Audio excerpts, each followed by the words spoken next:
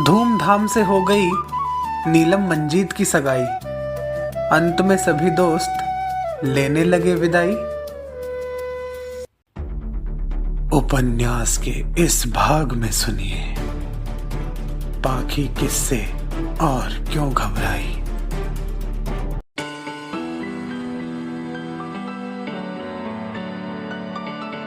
Can I hold your hand, एक खूबसूरत एहसास।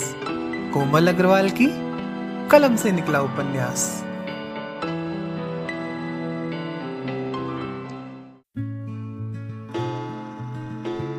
अरे 10 बज गए। सॉरी, वो मैं ज़रा डिनर लेने में बिजी थी ना, इसलिए देर हो गई। एक्चुअली वो कपल ट्रबल डिनर पार्टी का स्टार्टर काफ़ी यम्मी था ना। तो चलिए अब आपको सुनाते हैं अध्याय 155 और इसमें आपको बताएंगे कि किसको मिलेगा द इंटेलिजेंट चिंपैंजी का टाइटल। लेकिन वो मैं नहीं, कोई और बताएंगे आपको। सो लेडीज एंड जेंटलमैन, अब मैं बताने जा रही हूँ उनका नाम जिन्हें मिलने जा रहा है द इंटेलिजेंट चिंपैंजी का टाइटल। तो यहाँ उपस्थित सभी लोगों में सबसे इंटेलिजेंट कौन है? तो वह श्रीमान जी हैं, the one and only professor Tripathi. A big round of applause for the intelligent chimpanzee.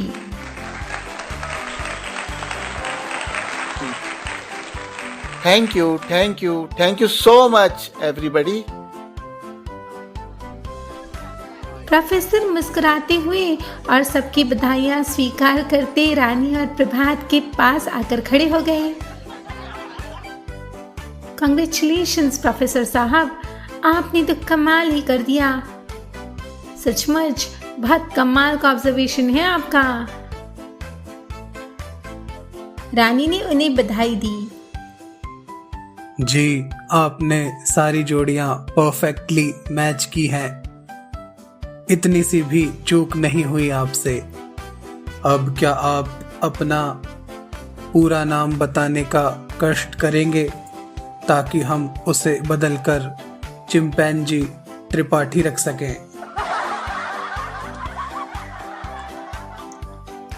प्रभात ने हंसते हुए माइक उनके सामने किया। मेरा पूरा नाम तो प्रोफेसर परिमल त्रिपाठी है।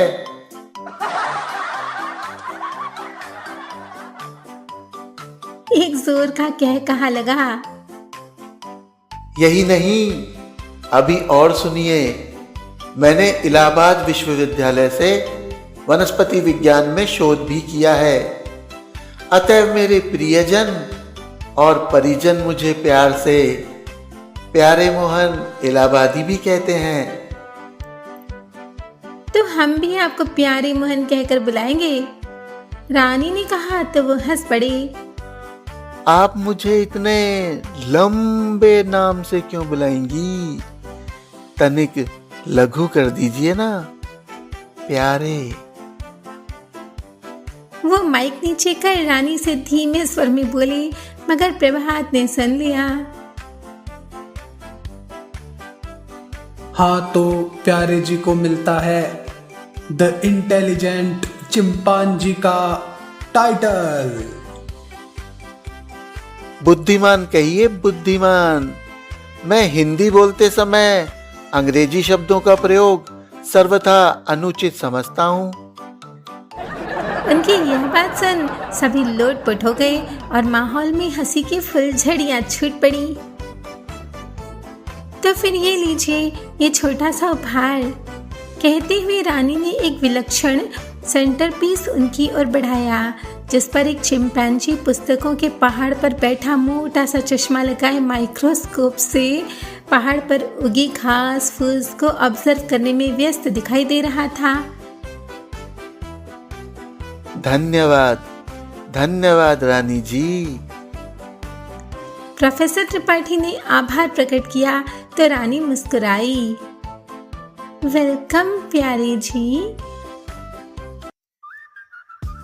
उसके मुख से अपना नाम सुन प्रोफेसर त्रिपाठी के दिल के तार झंझना उठे। मोहब्बत का सांस बजने लगा और दिल से एक ही आवाज आने लगी।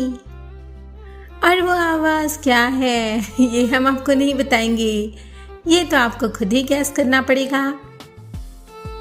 हम तो आपको ले चलेंगे अगले दृश्य में। आपके चेहरे की चमक बता रही है कि यह खुशी इनाम पाने की तो बिल्कुल भी नहीं है। प्रभात ने प्रोफेसर त्रिपाठी को छेड़ते हुए कहा तो वह झेप गए। वैसे एक बात कहूँ, अगर आप मुझे अपना दोस्त समझे तो। प्रभात झुकते हुए बोला। प्रोफेसर त्रिपाठी ने उन्हें भरोसा दिलाया। हाँ हाँ कहिए। तो फिर रानी जी को थोड़ा वक्त दीजिएगा, अभी उनके जख्म हरे हैं। आपका साथ और आपकी समझदारी उन्हें नया जीवन दे सकती है, और एक छोटी सी चूक उन्हें, आप समझ सकते हैं। प्रभात ने कहा। Promises are made to be broken, ये तो आपने सुना ही होगा प्रभात।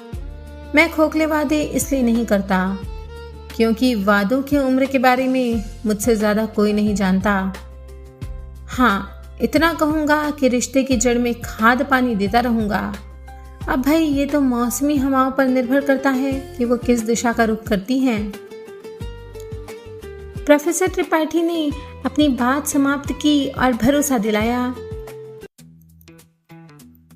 हे वैश, तुम तो कहती थी कि लड़कियां लड़कों से एक कदम आगे होती हैं, फिर तुम जैसी शातिर लोमड़ी ने मुझ जैसे सुस्त कछुए को कैसे नहीं पहचाना। हरीश वैशाली के कान काटता हुआ बोला। पहचान तो मैं गई थी, पर अभी शादी की डेट नजदीक है ना मिस्टर फिलोसोफर, सो मैंने सोचा अंगूर खट्टे हैं। वैशाली ने उत्तर दिया तो हरीश क्रेडिट लेने लगा। मेरी संगत में रहकर तुम अक्लमंद हो गई हो वैश। और प्रीत ने भी तो प्रीतम जीजू को नहीं पहचाना। वह बातों का रुख पलटते हुए बोली। मेरा प्रीतम तो असल में भी एलियन ही है, दूजे ग्रह का प्राणी। मैं तो इन्हें देखते ही पहचान गया सी। प्रीत हंसते हुए बोली। फिर बताया क्यों नहीं परजाई? मंजीत ने पूछा। नवप्रीत के कारण। प्रीत ने अपने पेट की तरफ संकेत करके कहा तो सब हंस पड़े और प्रीत सकुचा गई। सबसे ज्यादा हैरान तो सूरज जीजू ने किया। हम सबके आइडियल हैं, लेकिन अपनी ही वाइफ को नहीं पहचाना। रानी ने भी बातचीत में हिस्सा लेते हुए सबसे महत्वपूर्ण बिंदु पर ध्यान खींचा। हाँ, ये तो बड़ी नाइंसाफी है भाभी के साथ। प्रभात ने भी उसका पक्ष लिया। ये लो, सब मुझ पर तोप तान कर खड़े हो गए हैं। सूरज खिजा। बम तो अब मसूरी में जाकर गिरेगा सीधे। देखिए भाभी जी कैसे मुंह फुलाए बैठी हैं। प्रोफेसर त्रिपाठी ने चुप बैठी पाखी को देखते हुए और चिंगारी लगाई। आप लोग दोस्त हैं या दुश्मन? सब मेरी वड्डी को भड़का रहे हैं। सूरज बोला। अब तो तन्ने न खाना मिलेगा न पानी। जब उपवास करना पड़ेगा तब तन्ने पता चलेगा। वीरेंद्र कैसे चुप रहता? तू तो love the exam which fail हो गया सूरज। प्रीतम भी गुलाटी मारने लगा। आप सब लोग प्लीज ये सब मत कहिए ना। अचानक पाखी की आवाज सुनकर सब आश्चर्य से उसे देखने लगे। मैं जानता हूं तुम्हें मुझसे शिकायत है, लेकिन मैं सॉरी नहीं कहूंगा। सूरज ने पाखी को देखकर आगे बात बढ़ाई। मिस्टर सूरज, आपको सॉरी कहने की कोई ज़रूरत नहीं, क्योंकि मैं जानती हूँ कि आपने मुझे पहचान लिया था। पाखी के इस रहस्य उद्घाटन पर सब हैरत में पड़ गए। Are you sure? वैशाली ने उचक कर पूछा। बताइए ना जीजू, नीलम पूछने लगी। मैं बताती हूँ। जब आप लोग इधर उधर सबको देख रहे थे तो इनकी नजरें केवल उस हरे भरे पेड़ पर थी जो मैं थी। लेकिन फिर भी न पहचानने का कारण क्या था ये तो यही जाने। पाखी बोली, बताता हूँ भाई, बताता हूँ। सूरज ने गला खंखारा। ये तो मुझे पहचान गई, लेकिन अगर मैं इसे पहचान जाता तो मसूरी वाले मसूरी ही घूमते रह जाते, और इन्हें मैं अगले महीने मॉरिशस ले जाना चाहता हूँ। और फिर मेरी जान का बर्थडे जो आने वाला है। सूरज ने कारण स्पष्ट किया तो पाखी मुस्कुराई। सड्डा यार तो ही रहा है। प्रीतम ने आओ देखा न ताव पार्टी बदल ली। कुछ सुनाई नहीं दिया साले। सूरज ने उसकी पीठ पर एक धार जमाई। और ये अपना वीरू, ये तो तलवार घुमाता ही रह गया, दिमाग तो है नहीं तो कहां से घुमाता। मंजीत ने वीरेंद्र की खिल्ली उड़ाते हुए कहा, जब इन्होंने मुझे नहीं पहचाना ना भैया, तो मैंने भी कसम खाई कि मैं भी इन्हें नहीं पहचानूंगी।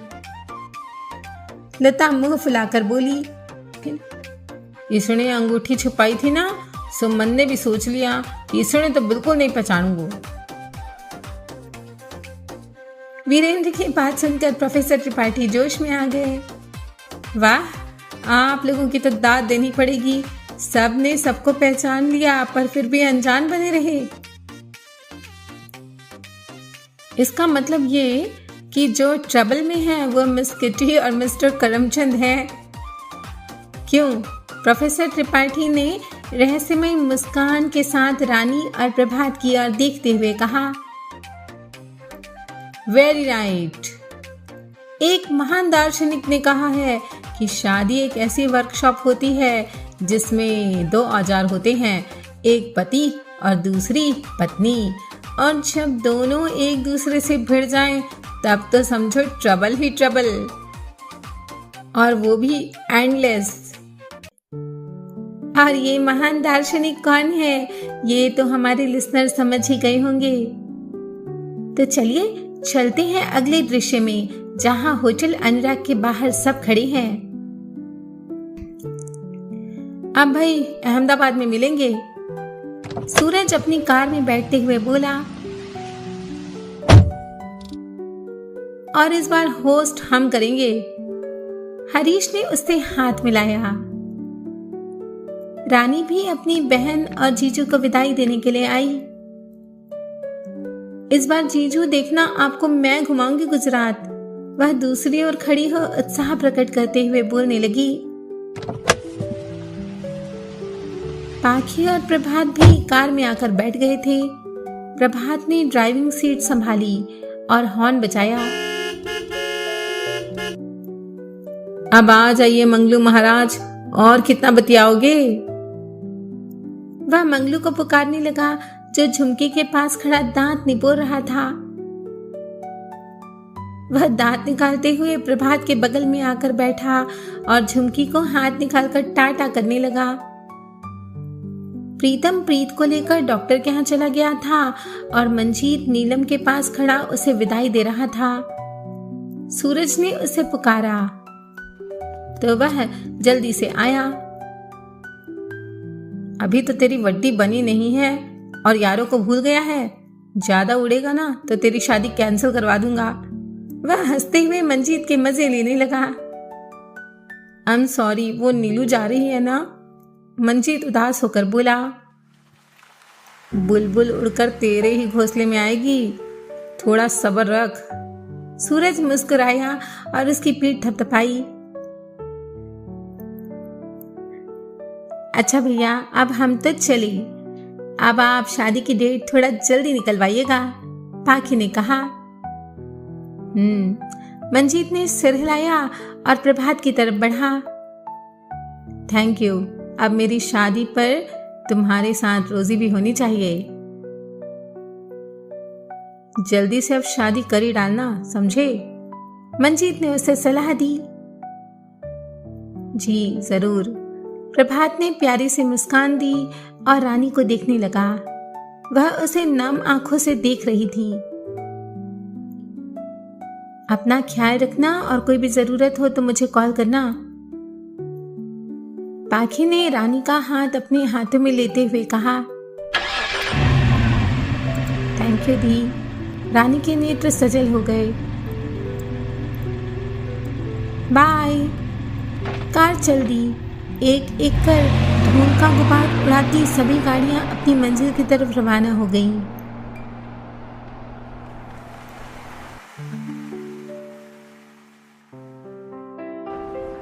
दिल्ली के सबसे व्यस्त और मशहूर इंदिरा गांधी अंतर्राष्ट्रीय हवाई अड्डे के डोमेस्टिक टर्मिनल पर दोपहर की हल्की धूप खिली हुई थी। यात्रियों का लगेज मेटल ट्रॉली पर रखा था और दूसरी ओर उड़ानों की घोषणा हिंदी और अंग्रेजी में की जा रही थी। पेस्टल शेड का एक शॉर्ट कुर्ता और ग्रे रंग की स्ट्रेस्ड जॉगर्स पहने रानी इधर उधर देखती न जाने क्या सोच रही थी। मंजीत हरीश और उसे सी ऑफ करने के लिए आया था और इस वक्त वे दोनों हरीश के विवाह के अरेंजमेंट्स पर चर्चा कर रहे थे। इन दोनों से अलग थलग रानी अपने ही ख्यालों में गुम थी और बीते 2 दिनों की सभी बातें सोच रही थी। उसके चेहरे का रंग पल पल बदल रहा था। हेलो, कहाँ खोई हैं? एकाएक किसी की आवाज सुन वह चौंकी।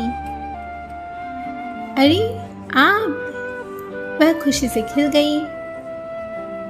प्रोफेसर त्रिपाठी सौम्य मुस्कान देते हुए शिष्टाचार की मुद्रा में उसके सामने खड़े थे। लीजिए, आपके लिए।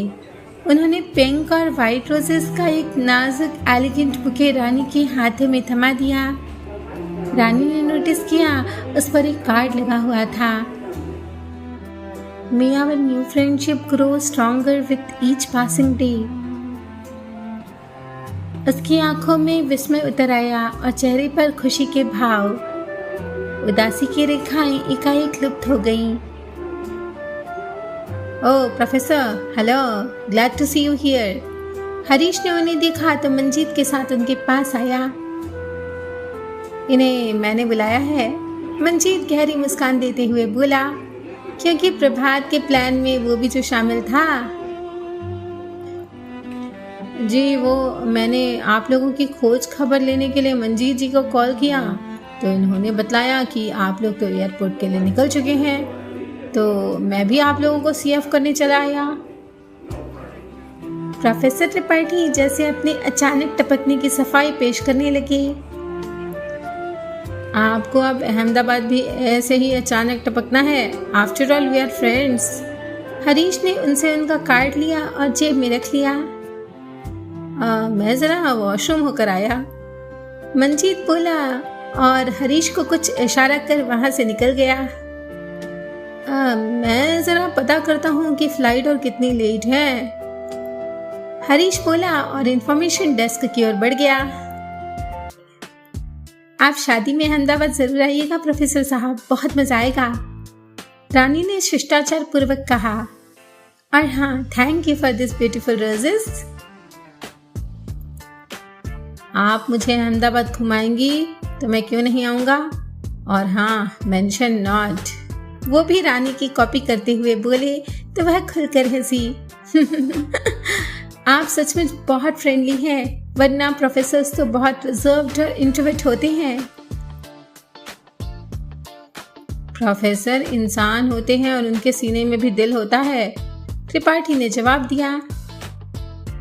खैर, आप ये बताइए कि मास्टर्स करने के बाद आपका क्या इरादा है। जी, वो तो डिसाइडेड है, मैं पीएचडी करूंगी, बिल्कुल आपकी तरह बॉटनी पढ़ाऊंगी, रानी ने कहा तो प्रोफेसर स्तब्ध रह गए। अरे, ये तो आपने बड़ी खुशी की खबर सुनाई। मैं तो सोच रहा था कि आप कहेंगी मम्मी जहां कहेगी मैं शादी कर लूंगी। प्रोफेसर त्रिपाठी बोले और उसके चेहरे के भावों को पढ़ने लगे। व्हाट नॉनसेंस, मेरा ऐसा कोई इरादा नहीं है, रानी ने सकुचा कर कहा। और हाँ, आपको पीएचडी में मेरा गाइड बनना पड़ेगा। क्या? लेकिन मैं आपका गाइड कैसे बन सकता हूँ? प्रोफेसर त्रिपाठी ने आश्चर्य प्रकट किया। क्यों नहीं बन सकते? और भी तो स्टूडेंट्स हैं आपके जिन्हें आप गाइड करते हैं। रानी अधिकार से बोली। हाँ, लेकिन वो सब तो यूनिवर्सिटी में है और मैं उनका प्रोफेसर हूँ। प्रोफेसर त्रिपाठी ने अपनी बात स्पष्ट की। तो क्या मैं आपके अंडर पीएचडी नहीं कर सकती? रानी निराशा भरे स्वर में बोल उठी। नहीं, उसके लिए आपको ऑन कैंपस कोर्स वर्क करना पड़ेगा और सारी रेगुलर क्लासेस भी अटेंड करनी पड़ेंगी। और जब सेंट्रल गुजरात यूनिवर्सिटी में शोध की सुविधाएं हैं तो फिर दिल्ली यूनिवर्सिटी से पीएचडी करने का कोई मतलब नहीं बनता। त्रिपाठी ने समझाया। ओके फाइन, लेकिन आप एक प्रॉमिस कीजिए कि आप मेरे शोध पत्र लिखने में मेरा मार्गदर्शन करेंगे। रानी ने जल्दी से कहा। सर्टेनली, प्रोफेसर त्रिपाठी ने आश्वासन दिया। कुछ देर बात करने के बाद अनाउंसमेंट हुआ। Good afternoon, passengers.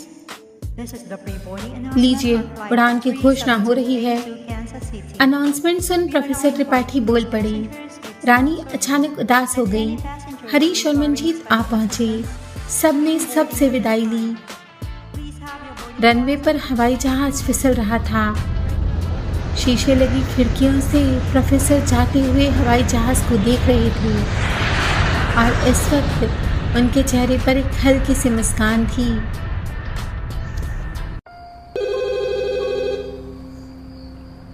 प्रताप कोठी में फोन की घंटी घनघना रही थी। कोई फोन क्यों नहीं उठा रहा? मंगलू भैया, नीमा, नीमा, पुकारते हुए पाखी तेज कदम रखती हुई बैठक की तरफ मुड़ी। कहाँ गए सब? फोन लगातार रिंग हो रहा था और उसकी आवाज़ दीवारों से टकराकर वापस आ रही थी, जैसे कोठी खुद उसे खामोश रहने को कह रही हो। पाखी ने जैसे ही रिसीवर कान से लगाया, दूसरी तरफ से सांसों की एक सरसराहट उभरी।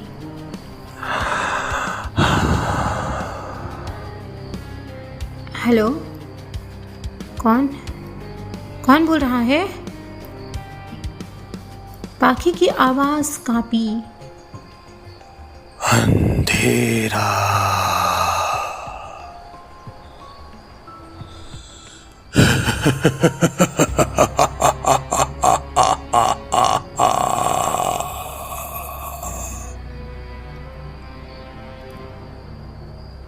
वह फिर साहस जुटाकर बोली। कौन है? तभी अंधेरे से एक साया उभरा। वह उसके बेहद करीब आया, इतना कि उसे उसकी धड़कन तक सुनाई देने लगी। दो लंबे मजबूत हाथों ने जैसे उसकी गर्दन को ही दबोच लिया हो। बत्तियां बुझ गई। पसीने से तरबतर वह अपनी पूरी शक्ति खर्च कर चीख पड़ी। प्रताप कोठी में अकस्मात ये क्या हुआ? कौन है जो पाखी को आघात पहुंचाना चाहता है?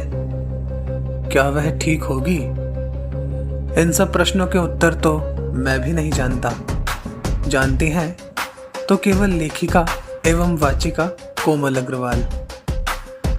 तो चलिए मिलकर प्रतीक्षा करते हैं अगले भाग की। और पिछले भाग में पूछे गए प्रश्न का सही उत्तर है प्रोफेसर त्रिपाठी।